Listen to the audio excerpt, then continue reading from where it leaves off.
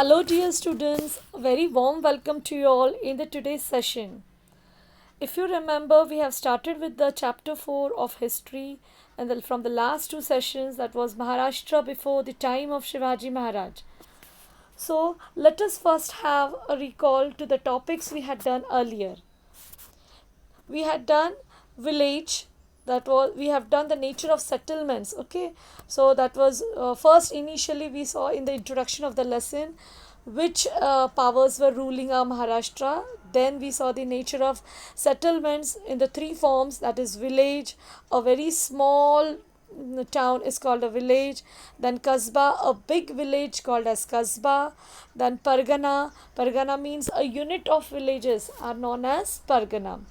Also, then we saw the work of the Varkari movement. We just saw the introduction of the Varkari movement, that how, where it was settled, which sons had joined in this movement, and what was the place of worship. Lord Vithala was the object of their worship. So now today we will move ahead and see what actually were the works done by the sons of Maharashtra. So let us start with the first sant. I'll be, reading from the textbook. You have to keep open your textbook, and then the slides will have the head points of the topic. Okay. So please open your textbook. Sant Namdev. He was a great sant of the Varkari movement. He was a skilled organizer. He performed excellent kirtans as well. He awakened the sense of equality in men and women, belonging to all castes through the medium of kirtans. His pledge was Nachu Kirtanache Rangi Nyan Deep Lau Jagi. His Abhanga compositions are well known. So, first, as we studied in the introduction of the Varkari movement, the first Sant who led the movement was who? Sant Namdev and Sant Jnaneshwar. So, he was really a very great Sant of the Varkari movement and was a skilled organizer. He performed excellent kirtans. Through his kirtans, he tried to awaken the sense of equality in the minds of people. What do you mean by sense of equality? Means we all know there was before, discrimination between men and women, caste and religion. So all these things were affecting the development of Maharashtra. So they awakened the people by through their kirtans, that all are equal. There is no discrimination between men and women. All caste, all religion people are equal. All these preachings were given through kirtans. Then his compositions, his Abhanga compositions are also well known. Many sons as well as common people were influenced by his teachings. So many other sons and also common people were influenced by his teachings. He went up to the Punjab propagating his thoughts. His compositions are included in the Guru Granth Sahib of Sikhs. So not only he awakened the people, where he was there, but he also went to Punjab to spread his thoughts. His what was his thought? To spread the sense of equality. So he spreaded his thoughts by going to Punjab. His compositions are included in the Guru Granth Sahib of Sikhs. It is a holy book of Sikh. Okay, Guru Granth Sahib is what? A holy book of Sikhs. He propagated the message of Bhagavad religion in all quarters. He built a memorial to Sant Chokhamela at Pandharpur. So also in Pandharpur he has built a memorial called as Sant Chokhamela. His work is unforgettable. So in brief, let us see what was the work done by Sant Namdev. See on the slide.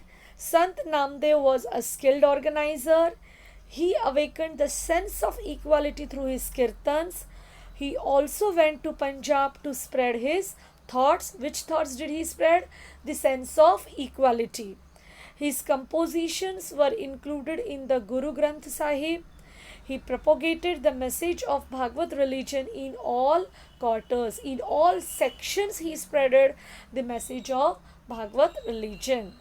So this was the work done by Sant Namdev. Let us move further to another Sant, that is Sant Jnaneshwar. He was a great Sant in the Varkari movement.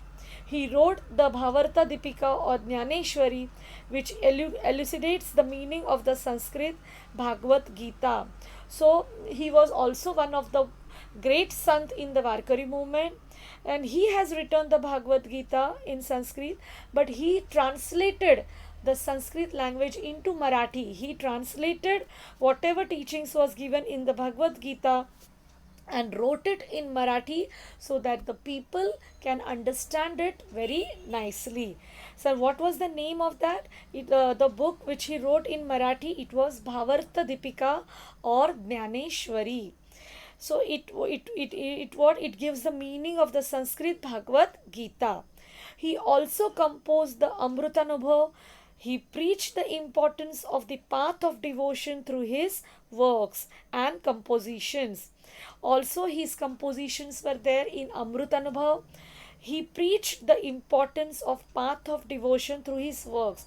Means what? He also spreaded, or he preached through his bhajans, kirtans, his compositions, the path of devotion. How? But not only just through kirtans, but practically practicing those work. He devoted himself by doing the work. Okay, and also through the compositions. He showed a simple way of worship and conduct which the common people could follow easily. Also, he educated people through his preachings in a very, he made compositions in a very simple way so that all any common people can understand it. The way of worship, how to worship God through the conduct. Means worship is God, we all know, but work and worship is God. Means not only we have to worship the God, but we have to work for it, we have to conduct it. So practice our worship, then only it reaches to the God. So this way he very nicely, in a very simple way, he explained to the people so that they can follow it very easily. He gave the prestige of a religion to the Varkari movement. Though his life was spent in extremely adverse circumstances, he never lost the calm of his mind and never harbored bitterness. Means he has led his life in very bad conditions, in very adverse circumstances. Though he was leading his life in in extremely adverse circumstances, but he never lost the calm. He was always having a lot of patience and never harbored bitterness. He never, through his speech, through his preachings, he never spreaded bitterness. He always spreaded peace. Okay. His Pasaidan in Jnaneshwari uplifts the mind. So in Jnaneshwari, one section is there of Pasaidan. If you listen to it, it really uplifts them. It's very pleasing to the mind. It's very peaceful. It really uplifts the mind. The poetic compositions of his brothers Sant Nivruttinath and Sant Sopandev and Sister Muktabai are well known. So also there are poetic compositions of his brother and sister. They are also very well known. So let us have a brief now. Look at the slide. He was a great sant in the Varkari movement. He has written Bhavarta Dipika or Jnaneshwari, which explains the meaning of the Sanskrit Bhagavad Gita. He also composed Amrutanubhav. He also showed a simple way of worship which common people could follow easily. So these are the head points which you have to remember in the work of the Sant Jnaneshwar. Come forward to Sant Eknath. He was a great sant of the Bhakti movement in Maharashtra.